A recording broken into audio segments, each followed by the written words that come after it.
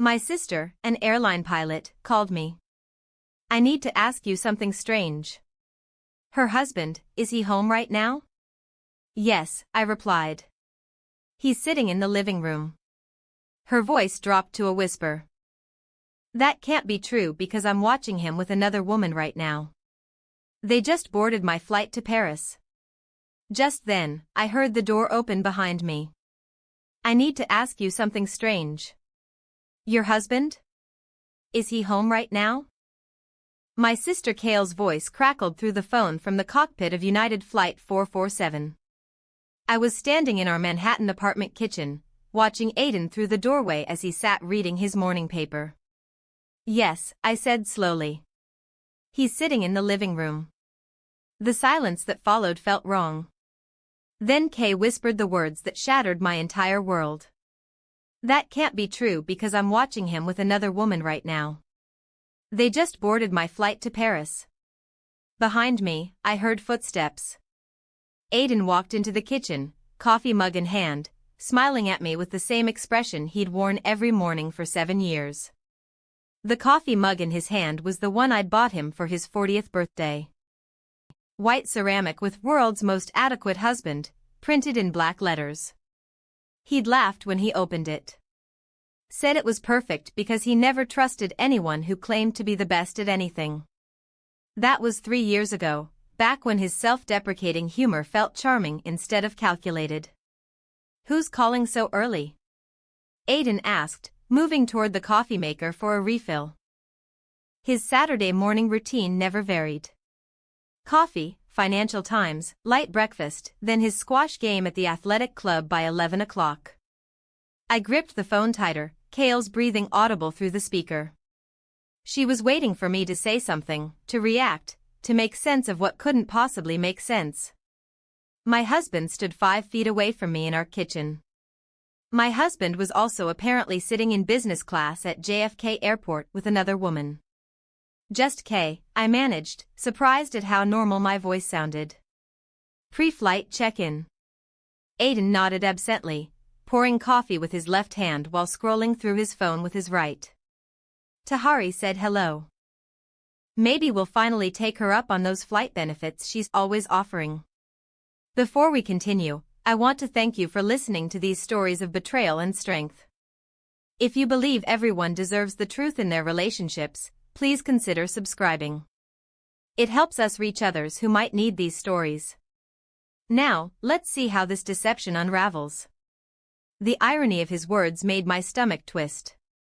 I watched him move through our kitchen with the easy familiarity of someone who belonged there. 7 years of marriage had created these patterns, where we kept the sugar, how he liked his coffee, the way he always stood at the counter rather than sitting at the breakfast bar. Kay, I'll call you back, I said quietly. Ava, wait. I need to tell you. Her voice carried the same urgency she'd had 3 years ago when she called about Dad's heart attack. That call had come on a Tuesday morning, too. I'd been standing in this same kitchen making breakfast when my world tilted off its axis. I'll call you back, I repeated and ended the call. Aiden glanced up from his phone. Everything all right? You look pale. Did I? I caught my reflection in the microwave door. Same auburn hair pulled back in a ponytail. Same green eyes my father had given me. Same face that had looked back at me every morning for 37 years. But Kayle's words had changed something fundamental. The kitchen felt different now, like when you notice a picture frame has been hanging crooked for months. Just tired, I said, reaching for my own coffee mug. My hands were steady.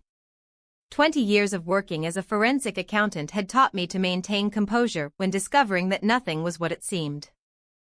CEOs had sat across from me, lying through their teeth about missing millions, while I nodded and took notes and gathered evidence. You should go back to bed, Aiden suggested, his British accent wrapping around the words with familiar warmth. That accent had charmed me at a mutual friend's dinner party 8 years ago. He'd been explaining the difference between rugby and American football, gesturing wildly with a glass of wine, accidentally spilling it on my dress. His mortification had been endearing. Or had it been? Maybe I will, I said, studying his face.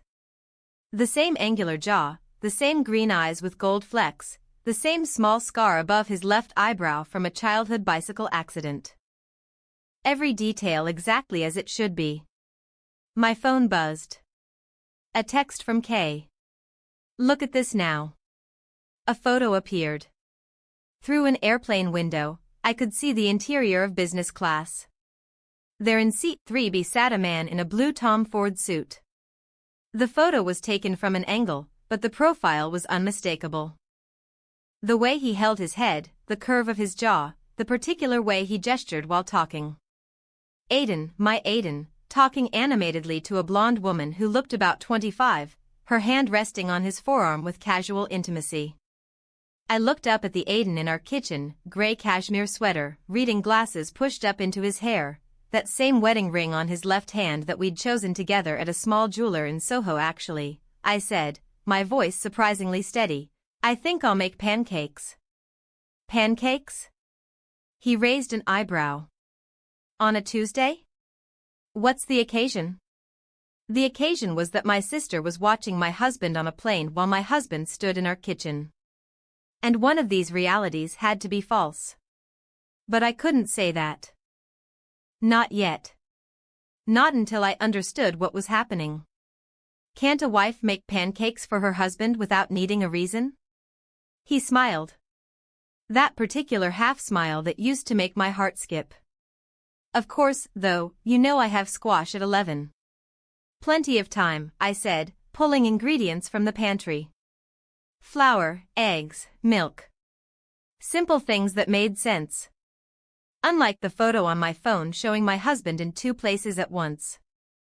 As I measured flour into a bowl, I thought about the small inconsistencies I'd dismissed over the past few months. The night he'd come home from a client dinner smelling like a perfume I didn't recognize. The weekend he'd gone to Boston for a conference that I later couldn't find any record of online. The way he'd been perfect lately. Too perfect. No forgotten anniversaries, no socks left on the bedroom floor, no irritating habits that had once driven me crazy but now seemed oddly absent. I love you, Aiden said suddenly, walking over to kiss my forehead. His lips were warm, familiar. I love you, too, I replied automatically, the words hollow as the measuring cup in my hand. He returned to his newspaper, settling back into his morning routine. I watched him turn the pages with precise movements. Each gesture exactly as I remembered, but memory, I was learning, could be manufactured. Reality could be edited. And somewhere between my kitchen and JFK Airport, my marriage had split into two versions. One of them was a lie. I picked up my phone and typed a message to Kay. Don't let that plane take off. But even as I hit send, I knew it was too late. The engines were already running. The door was already closed, and whatever game was being played in my life had already begun. The sound of the apartment door closing echoed through the hallway as Aiden left for his squash game. I stood at the window watching him exit our building, his gym bag slung over his shoulder, that confident stride unchanged after all these years. He turned left toward the athletic club, just as he did every Tuesday and Saturday. Normal, predictable, except nothing felt normal anymore. The moment he disappeared around the corner, I moved with purpose toward his home office. The mahogany desk we'd bought at an estate sale in the Hamptons sat beneath his diplomas from Cambridge and Harvard Business School.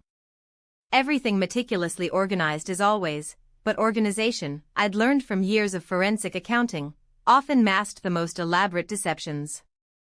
I opened my laptop and logged into our joint accounts. My fingers moving across the keyboard with the same precision I used when tracking embezzled funds for Fortune 500 companies. The credit card statements loaded slowly, each month revealing a pattern that made my chest tighten.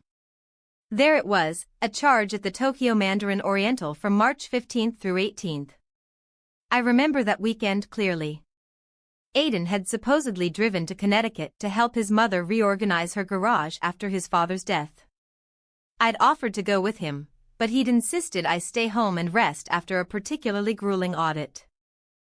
The hotel charge was for 2 guests, room service for 2, spa treatments for 2. My hands trembled slightly as I scrolled further. Goodbye. The Four Seasons.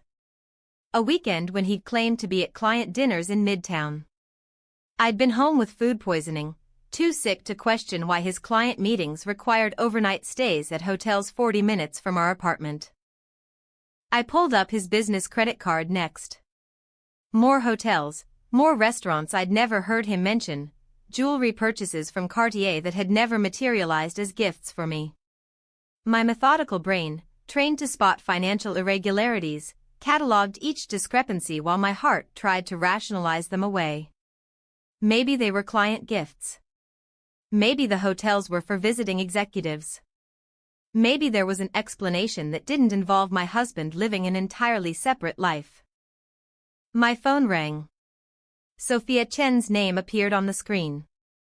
"I'm 15 minutes away," she said without preamble. "And Ava, you need to prepare yourself." What I found, it's extensive. Sophia and I had been roommates at NYU, both studying accounting before our paths diverged.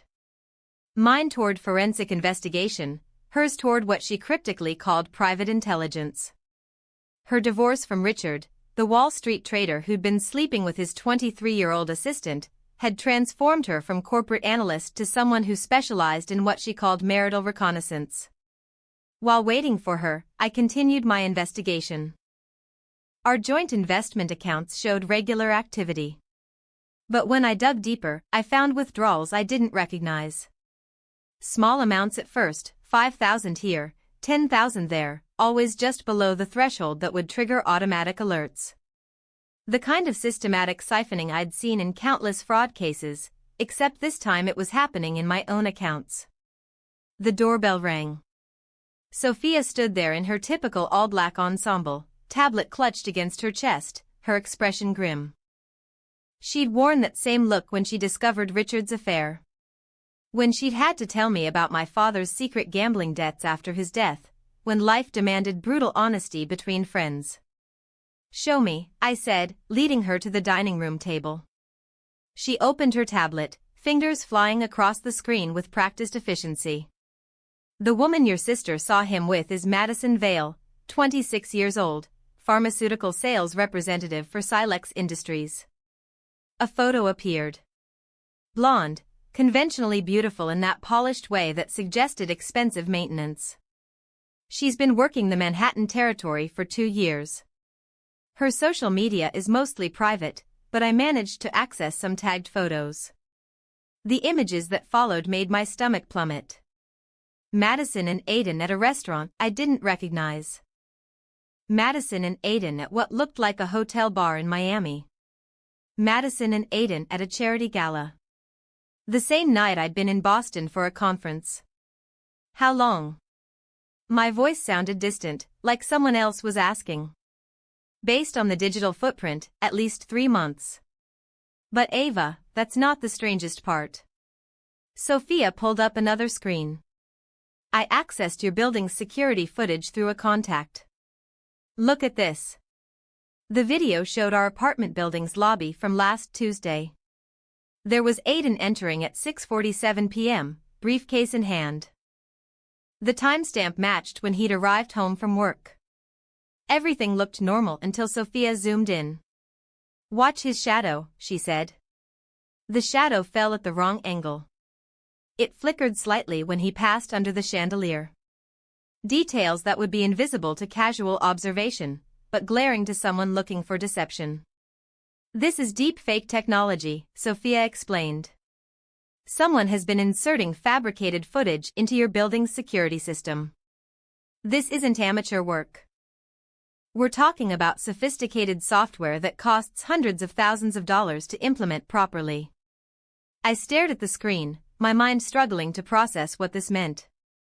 Why would someone go to such lengths? That's what we need to figure out. But there's more. She pulled up another file. "I spoke to a few of your neighbors discreetly. Mrs. Patterson from 20C mentioned something interesting." Mrs. Patterson, 78 years old, lived alone with her 2 Persian cats, spent most of her time watching the hallway through her peephole, the building's unofficial security system. She said she saw Aiden leaving with suitcases 3 months ago. The weekend you were at that conference in Boston. She remembered specifically because he helped her with her groceries on his way out. Said he was going away for a while. I remembered that weekend. The conference had been mandatory. 2 days of mind-numbing presentations about new SEC regulations. I'd come home Sunday evening to find Aiden cooking dinner. Rosemary chicken, my favorite. He'd said he'd spent the weekend organizing his home office and catching up on sleep. The office had looked exactly the same. But I came home and he was here, I said, the words feeling thick in my throat. Was he? Or was someone who looked exactly like him? The room tilted slightly. I gripped the edge of the table, my accountant's brain trying to create logical columns where none existed. That's insane. People don't just get replaced. No, Sophia agreed, her voice gentle but firm. They don't. Not without significant resources and planning. Ava, has Aiden been working on anything sensitive? Any deals or projects that might make him a target? I thought about his recent work, mergers, acquisitions, the usual investment banking activities. Nothing that seemed worth this level of elaborate deception, unless there was something he hadn't told me about. Another secret to add to the growing pile. I need to see more footage, I said, my voice steadier now. Every entry and exit for the past 3 months, credit card receipts, phone records, everything. Sophia nodded, already typing. I'll get what I can, but Ava, you need to be careful. Whoever is doing this, whether it's Aiden or someone else, they've invested serious resources. This isn't a simple affair. This is something else entirely. Sophia left after giving me an encrypted phone to contact her, warning me to act normally until we understood the full scope of what was happening. I spent the rest of the afternoon in a state of suspended animation, cleaning things that didn't need cleaning, organizing files that were already organized. Anything to keep my hands busy while my mind raced through possibilities that seemed increasingly insane. At 5:30, I heard Aiden's key in the lock, the man who might not be Aiden.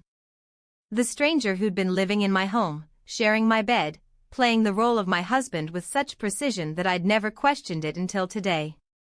I arranged my face into something resembling calm and started preparing dinner. Something smells amazing, he called out, same as always. The routine so familiar it felt like muscle memory. I decided to make shrimp scampi, my grandmother's recipe from Naples. The garlic and white wine sauce filled the apartment with its rich aroma. This particular dish held significance in our relationship. The real Aiden had a severe shellfish allergy, documented by 3 emergency room visits over the years. His medical alert bracelet, worn religiously for 7 years, specifically listed shellfish as life-threatening. Your favorite, I said, setting the plate in front of him. My voice sounded normal, even pleasant. 20 years of maintaining composure during fraud investigations had taught me to compartmentalize panic. He looked at the dish with what appeared to be genuine delight. You haven't made this in ages. That was true. I hadn't made it because my husband would die if he ate it. But this man picked up his fork without hesitation, twirling the linguine with practiced ease, bringing a shrimp to his mouth with appreciation. No reaction, no swelling, no reaching for an EpiPen, just a man enjoying his dinner. This is incredible, he said, taking another bite. Your grandmother would be proud. My grandmother had been dead for 15 years, but she would have been horrified to see me serving shellfish to someone I was testing like a laboratory specimen. I watched him eat, cataloging every gesture, every expression, looking for the seams in his performance. So, I was thinking, I said, refilling his wine glass with the measured calm of someone discussing the weather. We should visit your mother this weekend. The real Aiden would have immediately manufactured an excuse. His relationship with his mother was complicated at best, toxic at worst. She'd never approved of me, never forgiven him for marrying outside their social circle. Our visits to Connecticut were carefully rationed, usually requiring weeks of negotiation. "That sounds wonderful," he replied without missing a beat. "She'll be thrilled to see us." Thrilled. His mother had never been thrilled about anything involving me. I felt my phone recording from its position behind the fruit bowl, capturing this conversation that would later serve as evidence of what? That my husband had been replaced by someone who actually liked his mother. "We could stay the whole weekend," I continued, pushing harder. "Help her with that garden project she mentioned." "Perfect. I'll call her after dinner to let her know." The real Aiden would rather have dental surgery without anesthesia than spend a weekend doing manual labor for his mother. This man was failing every test, yet succeeding perfectly at being a better version of my husband. After dinner, we settled onto the couch for our usual evening routine. Netflix, mild conversation about our days, the comfortable silence of a long married couple. Except nothing about this felt comfortable anymore.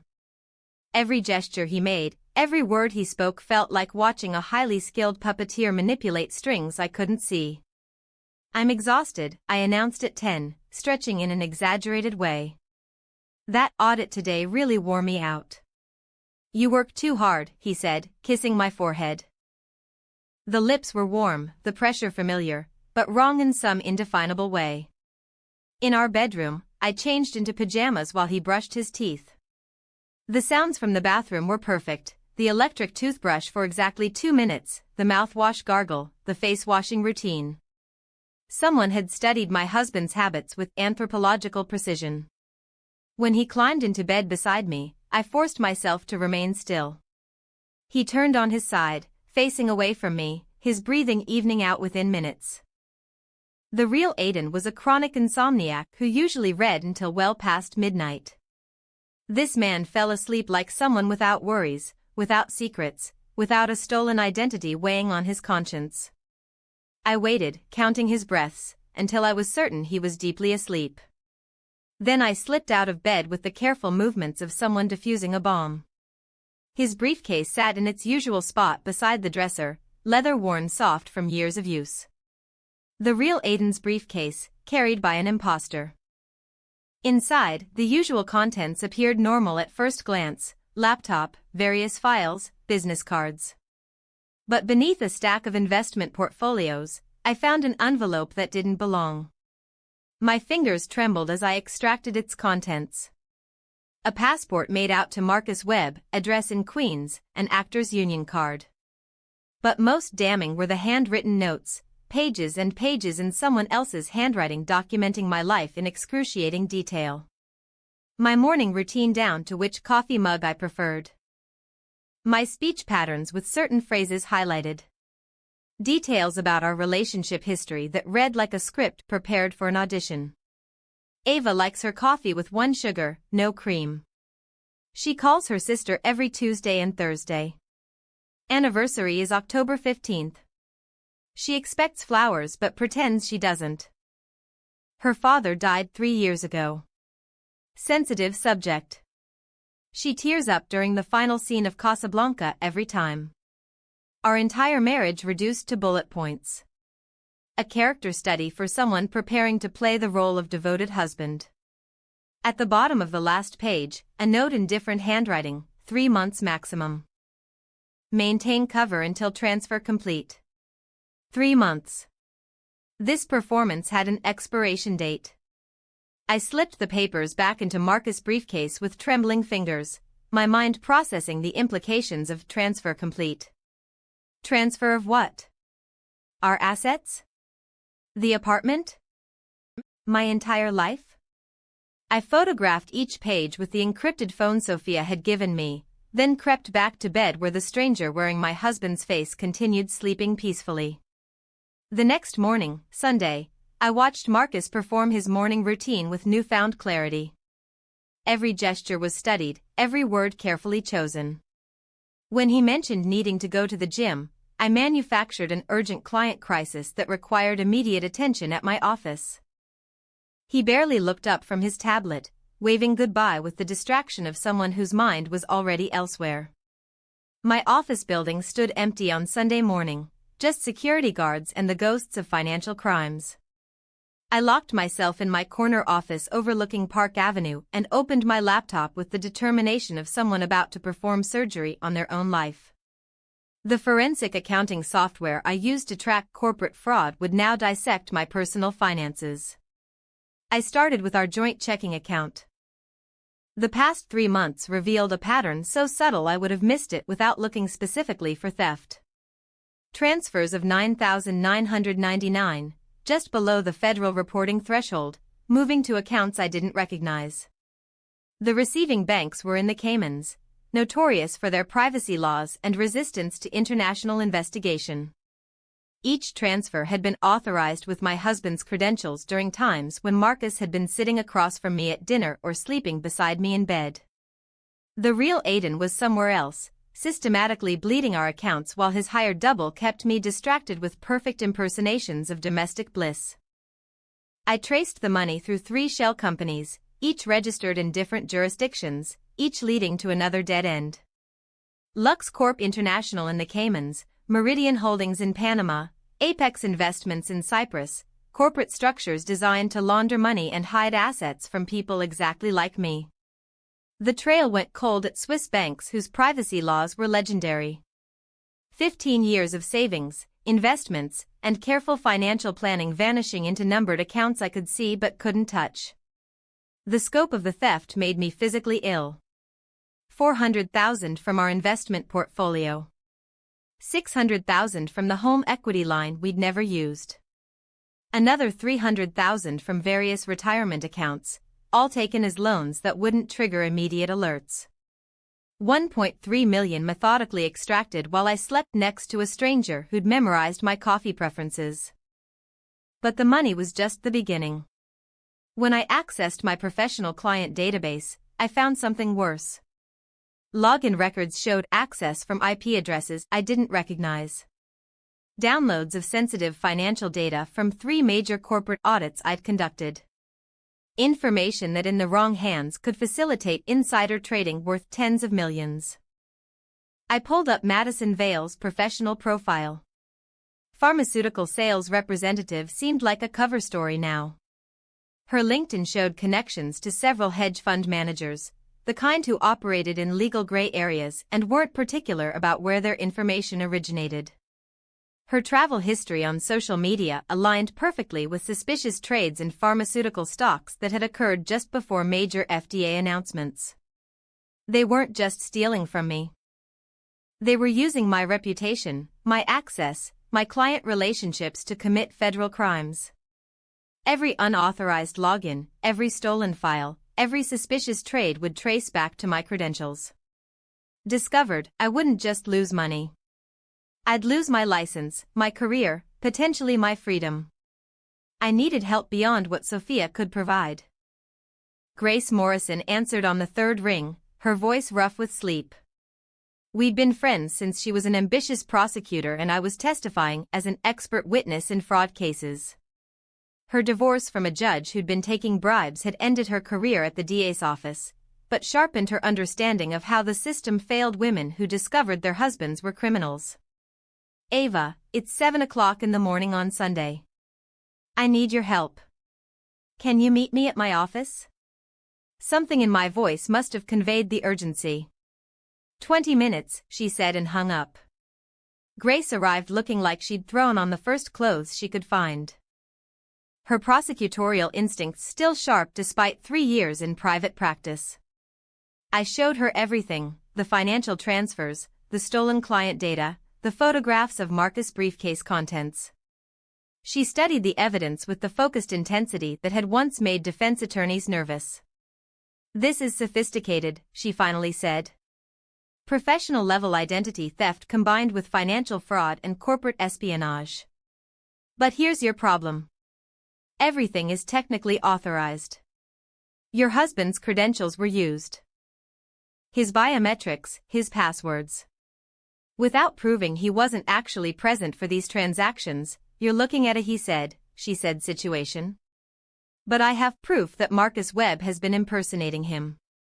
An actor who could claim he was hired for a legitimate reason. Maybe Aiden wanted to surprise you. Maybe it was research for something. Without Aiden here to contradict that story, and with him presumably ready to deny everything from wherever he's hiding, the authorities won't act fast enough. By the time they investigate, the money will be gone and the evidence will disappear. My phone buzzed. Not my regular phone, but the encrypted one Sophia had given me. I'd left it hidden in my desk drawer. The notification showed a new message on an app one didn't recognize. Grace leaned over as I opened it. A single text from an unknown number, check Aiden's old phone. I looked at Grace. Who else knows about this? Someone who wants you to find something, she said. This feels like breadcrumbs. We drove back to my apartment together. Marcus was still at the gym, his Sunday routine predictable as clockwork. I went straight to Aiden's home office to the desk drawer where he kept old electronics he claimed to be recycling but never actually disposed of. His previous iPhone sat there, screen cracked from when he dropped it getting out of a taxi 6 months ago. I pressed the power button, not expecting anything. The screen flickered to life. 5 battery, but alive. The phone had been receiving messages for months while supposedly broken. I opened the messages with shaking fingers. There was a conversation with Madison Vale going back 8 months. Plans, photos, and details that made my blood run cold. The wife suspects nothing, Aiden had written 3 months ago. Marcus is perfect. By the time she figures it out, we'll be untouchable. The most recent message was from yesterday. Tomorrow, we finalize everything.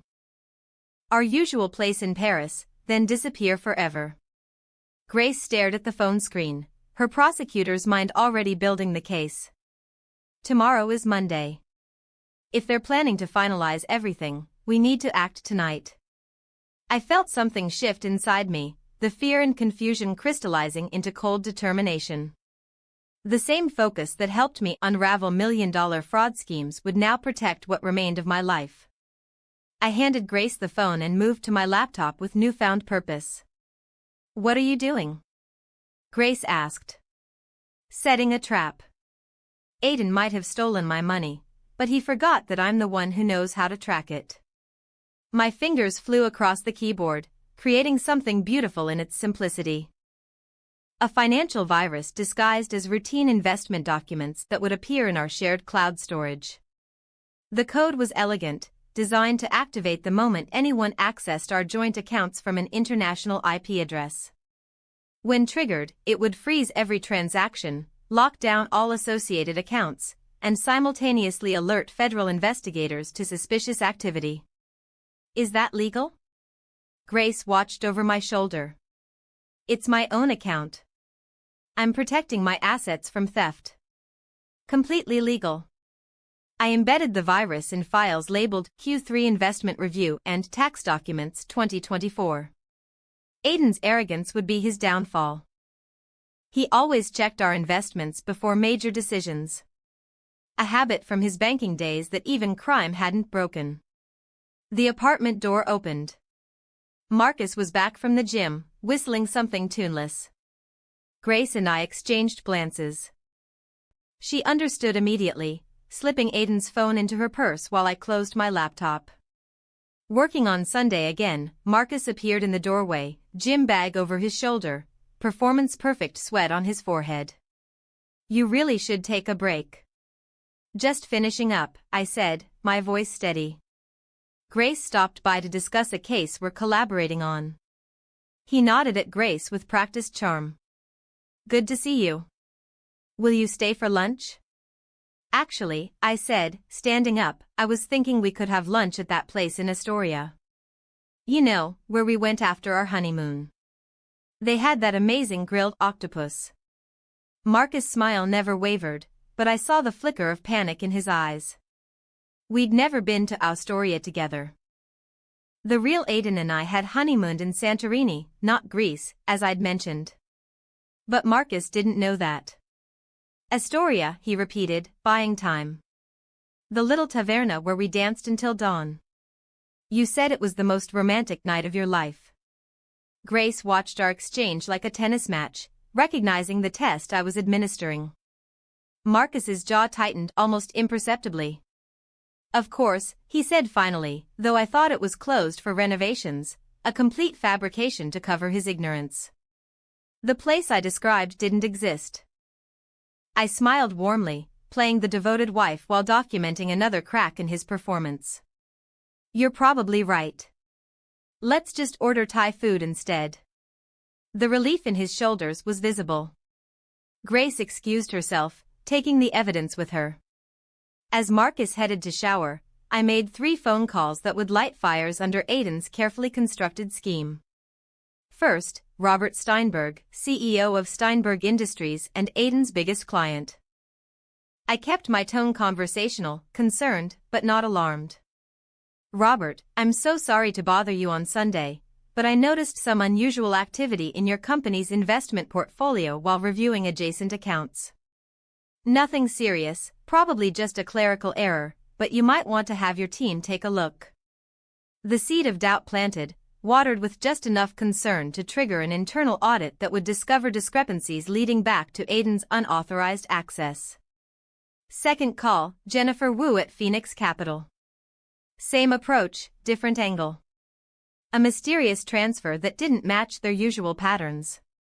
So strange, probably nothing, but worth checking. Third, David Martinez at Meridian Financial. By Monday morning, 3 major firms would be discovering security breaches that all traced back to credentials associated with Aiden Mercer. My phone rang as I ended the third call. The caller ID showed my mother's assisted living facility in New Jersey. My chest tightened. Sunday afternoon calls usually meant medical emergencies. Mrs. Chin, the voice belonged to Nancy, the facility director. Your mother is fine, but she's quite agitated. She insists someone is lying about your husband visiting her. I'll be right there. The drive to New Jersey took 90 minutes. Marcus believing I was handling a crisis with my mother's medication. The facility sat nestled among trees that were just beginning to turn gold. A peaceful setting for lives in their final chapters. My mother's room overlooked the garden, photos covering every surface, her memories made tangible. Ava, she grabbed my hands the moment I walked in, her grip stronger than her 82 years should allow. That woman is lying. I told her Aiden was here last month, but she says there's no record. Nancy stood in the corner, looking apologetic. The visitor log shows no entry, but Mrs. Chin is adamant. My mother's dementia made her an unreliable witness in most situations, but she had moments of startling clarity, especially about recent events. Tell me about his visit, Mom. He came on a Thursday. I remember because it was pudding day. He asked about your father's life insurance. Wanted to know if there were other policies besides the one you knew about. I told him about the Northwestern Mutual policy, the one your father never told you about. Aiden said he wanted to make sure you were protected. My blood turned to ice. There had been another policy, one I discovered only after Dad's death. $500,000 that had gone to pay for Mom's care. Few people knew about it. Did he ask about anything else? The safety deposit box. He wanted to know which bank, what was in it. I told him about your father's coin collection, the one he thought would be valuable someday. I kissed her forehead, promising to come back soon, and stepped into the hallway with Nancy. Check your security footage from last month. Every Thursday. Nancy pulled up the files on her tablet. We scrolled through weeks of footage, residents coming and going, families visiting, staff changes. Then there he was. August 15th, 2:47 p.m., Aiden walking through the front door, signing the visitor log, spending 43 minutes with my mother. But the log Nancy pulled up, the physical sign-in sheet, photographed and archived, Aiden's name wasn't there. The page showed a gap, as if that line had been skipped entirely. He signed it, Nancy said, bewildered. I watched him sign it. Someone had digitally altered the archived image, removing his signature with surgical precision, but they hadn't thought to check the security footage. Aiden had been planning this for months, gathering information about every asset, every policy, every possible source of money. He'd even targeted my mother, mining her confused memories for financial details. I drove back from New Jersey with the facility's security footage saved on my phone. Another piece of evidence in the growing mountain of Aiden's deception. The Sunday evening traffic moved slowly, giving me time to process the calculated cruelty of visiting my mother, extracting financial information from a woman whose mind drifted between decades like a radio searching for signals. My phone buzzed with a message from Kay. Her flight had landed at Charles de Gaulle 3 hours ago. The attached photos made my hands tighten on the steering wheel. Aiden and Madison at the airport currency exchange, his hand on the small of her back with casual intimacy. Another photo showed them getting into a taxi, Madison's head tilted toward his shoulder. Both of them laughing at something on his phone. The timestamp showed 4:47 p.m. Paris time. The next photo stopped my breathing for a moment. They stood at the reception desk of the Hotel Lancaster on the Champs-Élysées, a place where rooms started at €800 per night. Madison wore a diamond bracelet I recognized. The one Aiden had supposedly bought for his mother's 70th birthday 6 months ago. The body language between them spoke of practiced comfort, the kind that develops over years, not months. The way she adjusted his collar, the way he guided her through the lobby with proprietary confidence. This wasn't a recent affair.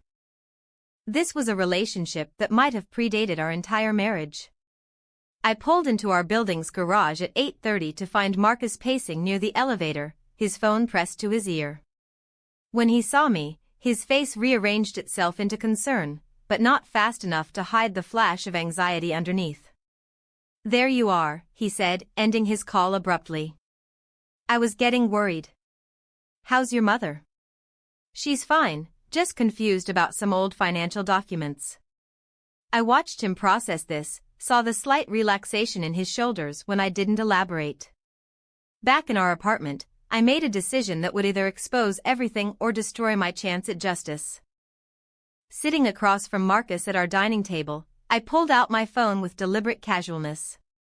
"I've been thinking," I said, scrolling through my calendar. "Our anniversary is coming up next month. 8 years since that dinner party where we met." Marcus nodded, his actor's training keeping his expression neutral despite the fact that Aiden and I had been married for 7 years, not 8. Another test failed. "I want to do something special. A surprise party Tuesday morning before the markets open. Invite all your colleagues from the firm, your biggest clients. Show them the apartment. Serve champagne and those little pastries from that French place you love." His eyes flickered with confusion. "Tuesday morning. That's unusual timing for a party. You always said the best deals happen before breakfast. Besides, it would be memorable." "Different." I pulled up my contacts, letting enthusiasm color my voice. "I'll handle everything. You just need to send the invites tonight. Make it sound exclusive, urgent. Tell them it's important they attend." Marcus hesitated, clearly trying to figure out if this was part of his script or something unexpected. But refusing would break character, and maintaining his cover was paramount. "If that's what you want," he said finally. "Perfect. Send them now while I make dinner. I want to see their responses." I watched him compose the message on his phone, his fingers moving reluctantly across the screen. Investment banking colleagues, major clients, people whose presence would be impossible to explain away when federal agents arrived. Within minutes, responses started coming in. Confusion mixed with agreement. "When Aiden Mercer requested your presence, you showed up." While preparing our last dinner together, I felt an unexpected wave of sympathy for Marcus Webb. He was a failed actor from Queens who'd thought he was getting a break, playing a role for what he probably assumed was a reality show or an elaborate prank. Instead, he'd become an accessory to federal crimes, trapped in a performance where the stakes were prison sentences, not bad reviews. I made salmon with asparagus, simple and quick. Marcus sat at the kitchen island, maintaining the illusion of domestic normalcy while both of us knew something had fundamentally shifted. The script he'd memorized no longer matched the scene being played. Wine? I offered, holding up a bottle of the Malbec we usually shared on Sunday nights. He shook his head quickly. I'm not feeling well. Think I might be coming down with something. The first time in 3 months, he'd refused alcohol. His instincts were screaming warnings, even if his conscious mind hadn't fully processed the danger. Marcus, I said quietly, and his whole body went rigid. I never called Aiden by the wrong name. I know who you are. The silence stretched between us like a tightrope. His face cycled through emotions, surprise, fear, calculation, and finally resignation. When he spoke, the British accent was gone, replaced by pure Brooklyn. How long have you known? Since Tuesday morning, when my sister saw the real Aiden boarding a plane while you sat in our living room. He put his head in his hands, the gesture so genuinely human that my anger flickered. I didn't know about the crimes. I mean, he said you were separated, that he needed someone to house sit, keep up appearances for business reasons, paid me $20,000 in cash to pretend to be him for 3 months. I thought it was weird but legal. Did you really believe that? I wanted to. His voice cracked slightly. I've been auditioning for 15 years, waiting tables, driving delivery trucks, watching younger actors get the parts one wanted. Then this guy shows up, offers me more money than I've ever seen to play a role. I didn't ask questions because I couldn't afford to. My phone buzzed with a text from Grace. FBI moving tomorrow morning. Everything is in place. I looked at Marcus, this stranger who'd slept in my bed, eaten at my table, participated in a deception that had destroyed my life. But sitting across from him now, seeing the defeat in his shoulders, I recognized another victim of Aiden's manipulation. Tomorrow morning, federal agents are going to arrive. The people you invited will be here to witness it. You can either be arrested as a co-conspirator or cooperate as a witness. Witness, he said immediately. God, witness. I have documents, recordings. He made me keep everything in case you got suspicious. Said it was insurance. Marcus spent the night on our couch after showing me a storage unit key where he'd kept everything, contracts, recordings of phone calls with Aiden, detailed instructions for maintaining the deception. We barely slept, both of us waiting for the dawn that would end this elaborate performance. At 5:47 a.m., my phone rang. They got them, Kay said, her voice carrying exhaustion and satisfaction in equal measure. French police arrested them at Charles de Gaulle. They were trying to board a connecting flight to Switzerland. I put her on speaker so Marcus could hear. He sat up on the couch, the blanket I'd given him pulled around his waist, looking like a man about to hear his own verdict. The arrest was dramatic, Kay continued. They were in the premium lounge when police arrived. Madison started crying, claiming she didn't know anything about any crimes. But Aiden, his composure finally cracked. He tried to run. They tackled him right there in front of everyone. Someone filmed it. It's already on European news channels. Marcus closed his eyes, perhaps realizing how close he'd come to being in those handcuffs himself.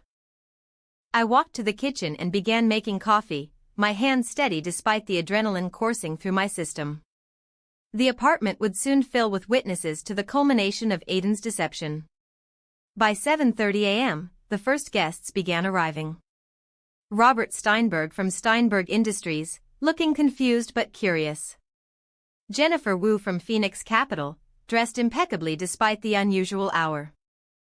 David Martinez, several junior partners from Aiden's firm, clients whose portfolios represented billions in managed assets. They clustered in our living room, accepting coffee and making awkward small talk about the mysterious urgency of the invitation. This better be worth it, Aiden, Robert said to Marcus, who stood frozen by the window. I canceled a breakfast meeting with the Seoul team. Marcus looked at me, panic evident in his eyes. The script hadn't prepared him for this. I stepped forward, playing the gracious hostess one final time. Thank you all for coming. I know the timing is unusual, but you'll understand in a moment why your presence is so important. At 7:58 a.m., I heard footsteps in the hallway, multiple sets moving with purpose. Marcus heard them too, his face going pale. The doorbell rang once, formally, followed immediately by firm knocking. Federal agents, we have a warrant. The room erupted in confused murmurs as I opened the door. 6 FBI agents entered, their presence immediately transforming our apartment from social gathering to crime scene. The lead agent, a woman with steel gray hair and eyes that missed nothing, held up her credentials. Agent Sarah Brennan, FBI Financial Crimes Division.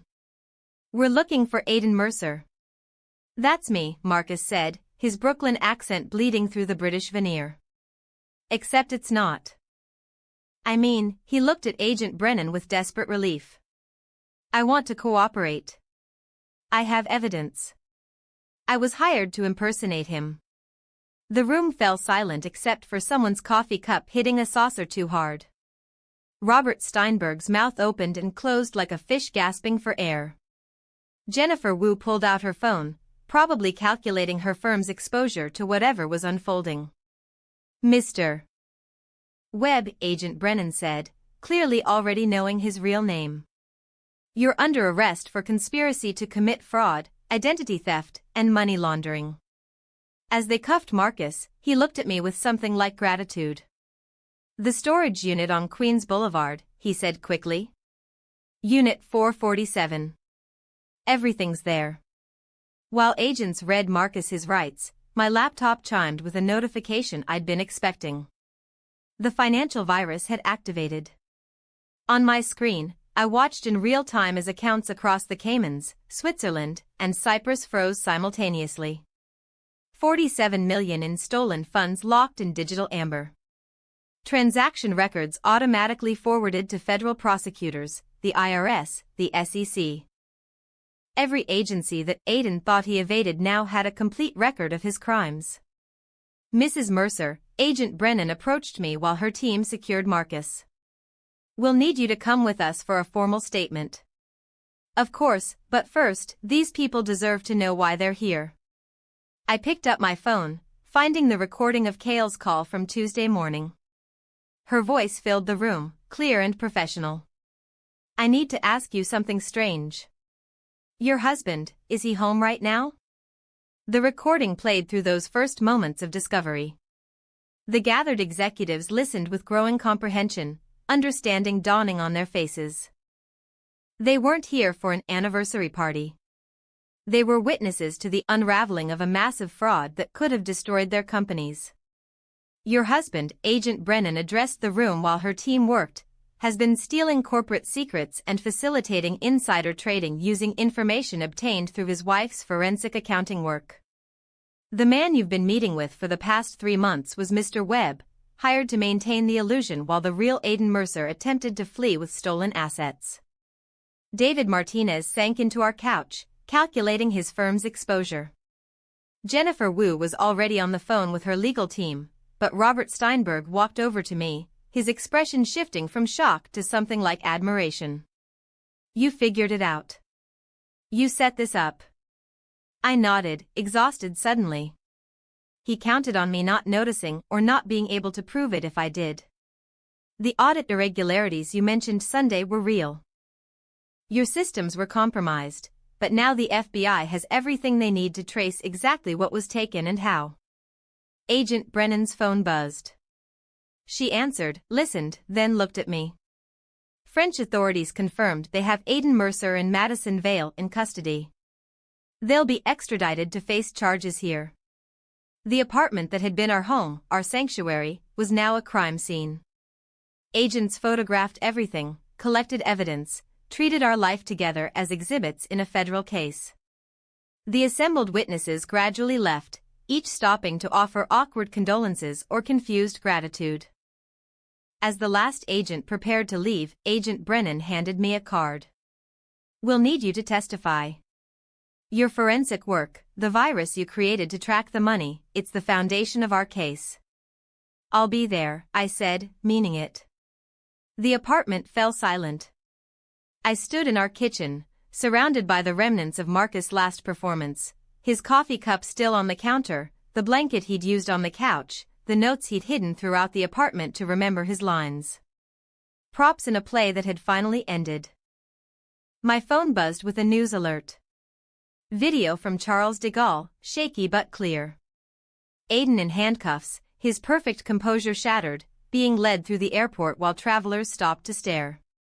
Madison beside him, designer makeup streaked with tears, her Parisian dream ending in French police custody. I watched the video one more time before closing my laptop. Aiden's arrest playing out in grainy airport footage that had somehow become the most watched clip on financial news channels. The timestamp in the corner read 6 months ago, but it felt like a lifetime had passed since that Tuesday morning when my world split in two. The apartment stood empty around me now. Our furniture sold or donated, walls bearing pale rectangles where artwork once hung. The movers had taken the last boxes yesterday, leaving only the echoes of a marriage that had been more performance than partnership. I stood at the windows overlooking Manhattan, keys heavy in my hand, waiting for the building manager, who would take possession in 20 minutes.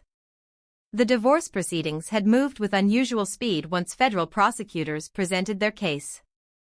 Aiden's attorney, working from a French detention center while fighting extradition, had little leverage against evidence of fraud, identity theft, and conspiracy. The judge, a woman who'd seen enough financial crimes to recognize predatory behavior, had been particularly unsympathetic to a husband who had hired an actor to replace himself while liquidating marital assets. The settlement left me with more than I'd expected: the apartment sale proceeds, recovered funds from the frozen accounts, and damages that Aiden's insurance company paid rather than face a public trial. Money couldn't buy back 3 months of sleeping next to a stranger or 7 years with a man capable of such deception, but it could buy freedom to rebuild. My phone rang, showing a client appointment reminder. The irony wasn't lost on me that my trauma had become my specialty. The office space I'd leased in the Flatiron district bore a simple brass nameplate: Chin Forensic Consulting, specialist in marital asset protection and identity verification. What started as word-of-mouth referrals had grown into a waiting list of women who suspected their realities had been edited. Just last week, I'd helped a surgeon from the Upper East Side discover her husband of 15 years had been using deep fake technology to appear at medical conferences while actually running a separate practice in Miami. The week before, a Broadway producer learned her spouse had hired 3 different lookalikes to maintain alibis across multiple cities. Each case felt like excavating layers of deception with the same tools that had saved my own life. The building manager arrived, accepting the keys with professional detachment. As I rode the elevator down for the last time, my phone buzzed with a text from Kay. "Giovanni's at 7. My treat. Giovanni's hadn't changed in 40 years, still serving the same red sauce recipes our grandmother had declared the only acceptable Italian food outside of Naples. The vinyl booths remained patched with duct tape, the checkered tablecloths bore decades of wine stains, and the owner's son still couldn't pronounce bruschetta correctly despite being third-generation Italian-American. Kay waited at our usual corner booth, a bottle of Chianti already open. She stood when she saw me, pulling me into a hug that lasted longer than necessary. We'd grown closer through this ordeal, the shared trauma creating a bond that went beyond sisterhood. "You did it," she said, pouring wine into glasses that looked like they'd survived both world wars. "The apartment's really gone. Handed over the keys 20 minutes ago." I took a sip, the cheap wine tasting like childhood Sunday dinners.